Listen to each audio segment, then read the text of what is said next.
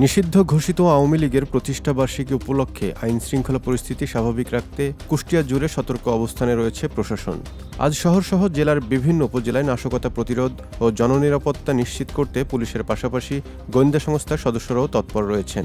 জানা গেছে, নির্ধারিত পোশাকের পাশাপাশি সাদা পোশাকেও দায়িত্ব পালন করছেন আইনশৃঙ্খলা বাহিনীর সদস্যরা। শহরের গুরুত্বপূর্ণ মোড় ও প্রবেশপথে অতিরিক্ত পুলিশ মোতায়েন করা হয়েছে। সন্দেহভাজন ব্যক্তি ও যানবাহনে তল্লাশি চালানো হচ্ছে। একই সঙ্গে জেলার বিভিন্ন এলাকায় গোয়েন্দা নজরদারিও জোরদার করা হয়েছে। এ বিষয়ে কুষ্টিয়া পুলিশ সুপার মোহাম্মদ জসিমউদ্দিন বলেন, নিয়মিত দায়িত্বের অংশ হিসেবেই মাঠ পর্যায়ে আইনশৃঙ্খলা বাহিনী সতর্ক রয়েছে। জননিরাপত্তা নিশ্চিত করতে প্রয়োজনীয় সব ব্যবস্থা গ্রহণ করা হয়েছে।